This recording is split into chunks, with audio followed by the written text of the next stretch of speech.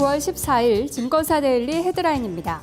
대신증권 종목 선택 아이디어, 동양증권 기준금리 동결에 대한 소고, 신영증권 금통위 리뷰, 신한금융투자 미리본 FOMC Q3의 핵심은 규모와 방법, 현대증권 정책 이벤트 Q3의 효과 발생, 대형주 재부각 예상, KB금융 FOMC는 공격적인 경기 부양책을 실시, 하나대투증권 만장일치 동결은 10월 인하도 의구심을, 한국증권 저성장 시대의 성장 키워드.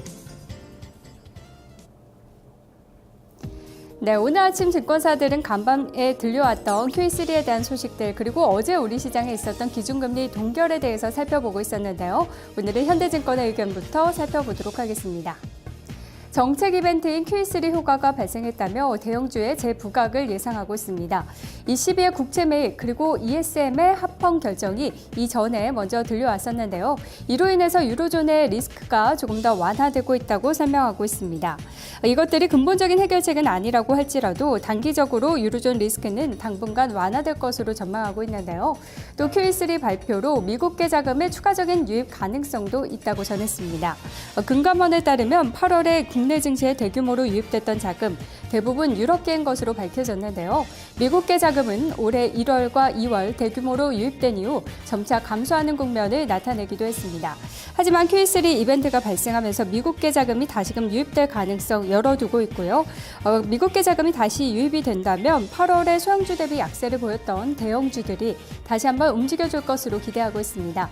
또 이러한 대표적인 종목으로는 LG화학과 삼성전자, 현대차 등에 관심이 필요하다고 전했습니다. 다음으로 KB금융의 의견 살펴보도록 하겠습니다. KB투자증권은 FOMC는 공격적인 경기 부양책을 실시라는 제목을 달았는데요. FOMC 결과가 시장의 기대치를 충족했다라고 전했습니다. 또한 주택시장 부양과 노동시장의 개선이 미국의 목표가 될 것이라고 밝혔는데요. 매월 400억 달러 규모의 MBS 채권 매입을 무기한으로 실시하기로 결정을 했습니다. 또한 2014년에서 2015년까지 초저금리 기조를 유지한다고 확인하면서 오퍼레이션 트위스트 또한 연장을 했는데요. 앞으로 이제 주택시장과 노동시장이 문제입니다. 주택시장은 2011년 4분기부터 점진적인 회복세를 기록했으나 여전히 높은 차압 재고가 있는 상황이고 노동시장은 실업률 하향 속도가 둔화되는 전망이기 때문에 이런 부분에 조금 더 집중을 할 것으로 예상을 했습니다. 시장에 대해서는 리스크온 기조가 조금 더 이어지고 있다면서 종목별로는 은행과 증권, 철강 등에 관심이 필요하다고 설명했는데요. 고베타 업종에 대한 관심들 필요하다라고 설명했습니다. 네, 마지막으로 동양증권의 의견 보도록 하겠습니다. 기준금리 동결에 대한 소고라는 제목입니다. 어제 한국은행 금통위에서 기준금리를 그대로 동결하는 모습 기록이 됐는데요. 여전히 인하 기대감은 상존하고 있다라고 밝혔습니다. 대부분 전문가들 연말까지는 한 차례의 기준금리 인하 있을 것으로 좀 예상을 하고 있는데요. 9월에 기준금리는 동결이 됐지만 최근 국내 경제 성장률에 대한 전망치가 빠르게 낮아지는 등 이 경기에 대한 불확실성이 확대가 되고 있고 때문에 연내 인하 가능성은 여전히 열려 있다고 전했습니다. 이제는 기준금리 인하 이후의 국면을 조금 기대해야 할 시점이라고 밝혔습니다. 기준금리 인하 자체가 긍정적인 모멘텀이라기보다는 금리 인하 이후 경기의 모멘텀 회복에 좀 더 초점이 모아질 것으로 예상하고 있는데요.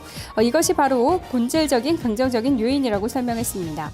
그리고 금리 인하 이후 시장 또한 펀더멘털 회복 국면이 나타날 것으로 기대했는데요. 기준금리 인하 시점의 월 평균 코스피 수익률은 마이너스 2.9%였습니다. 하지만 인하 이후 동결 구간에서 평균 수익률은 플러스 3.2%로 이 다음번 기준금리 인하 이후의 국면들 기대를 하고 있습니다. 지금까지 증권사 데일리 살펴봤습니다. 네, 오늘의 베스트 보겠습니다. 허준식 해설위원입니다. 안녕하세요. 네, 안녕하십니까. 네. FOMC 회의 결과가 우리 시간으로 새벽에 나온 소식이어서요. 네. 과연 오늘 아침 나온 데일리에서 이런 것들이 반영이 됐는지 궁금한데요. 공통점 꼽아주시죠. 네, 일단 뭐 시장에서 다들 이제 양적 완화는 9월달에 하는 것으로 나왔었기 때문에요. 리포트가 금요일 날이라서 많이 나오고 있지는 않은데 암묵적으로 다 이제 공감을 했던 것 같습니다. 그리고 오늘 공통점은 일단 그 연준의 양적 완화로 인해서 뭐 상승 랠리가 이어진다는 쪽도 견해가 많고요. 일부 현대 쪽에서는 내년 1월 달까지는 뭐 시장이 계속 올라갈 것이다라고 보고 있고요. 그 재정 절벽 나오기 전까지는. 그리고 삼성 쪽에서도 한 10월 달까지는 계속 좀 랠리가 이어질 것이다. 뭐 지수 목표치까지는 제시를 안 했는데 뭐 네. 좋게 좀 보고 있는 것 같습니다. 네. 예. 오늘 베스트 알아보겠습니다. 어떤 증권사죠? 네, 현대증권인데요. 3차 양적 완화가 발표가 되면, 네, 실제 발표가 됐죠. 네, 국내 증시에 미국계 자금 유입이 강화될 것으로 봤습니다. 금감원에 따르면 8월에 증시에 들어왔던 자금 등 대부분이 유럽계 자금이었었는데 미국계 자금은 올해 1월과 2월에 유입된 이후로 완만하게 지금 빠져나가고 있던 게 확인됐기 때문인데요. 아마 이번에 3차 양적 완화로 인해서 향후에도 미국계 자금은 다시 이제 재유입될 것으로 기대를 했습니다. 실제 과거 사례를 보면 1차, 2차 양적 완화 기간 때 미국계 자금 유치입 현황을 살펴보면 2009년 1월에서 2010년 4월까지의 양적 완화 1차 양적 완화 기간이죠. 네. 이 기간 중에 전체 14조 원 유입 중에 월 평균 8천억 가량 유입됐었고요. 미국계 자금이요. 상당히 네. 많이 들었죠. 그리고 2차 양적 완화 기간이 2010년 10월에서 2011년 6월까지 기간이었었는데요. 이때도 전체 유입 금액은 미국의 자금이 10조 8천억이 들어왔고요. 월 평균 1조 2천억 가량 정도 주식으로 들어왔습니다. 돈이. 그래서 3차 양적 완화가 된다고 그러면 뭐 평균이 14조 11조 원이니까 한 12조 원 정도는 유입될 수 있을 것으로 전망이 되고요. 네. 우리 거래가 대금이 하루에 뭐 5조 원 코스닥이랑 합치면 한 7, 8조 원 될 것 같은데 뭐 상당한 금액 정도로 해서 뭐 장을 지지할 수 있을 자금이 될 것 같습니다. 그리고 특히 장기 투자 성향이 강한 쪽 자금이기 때문에 중소형주보다는 대형주 쪽에 조금 더 매기가 쏠릴 것으로 봤고요. 따라서 3, 4분기까지는 이익 성장 모멘텀을 보유한 대형주에 좀 관심을 갖자 이렇게 얘기하고 있습니다. 네, 알겠습니다. 분석 고맙습니다. 네, 감사합니다. 네, 오늘의 베스트 현대증권입니다. QE3 효과로 유동성 장세가 진행되면서 미국계 자금 쪽의 위험자산으로의 베팅이 일어날 수 있다고 합니다. 특히 국내 증시의 자금 유입 가능성에 대한 이야기를 했던 분석이었습니다.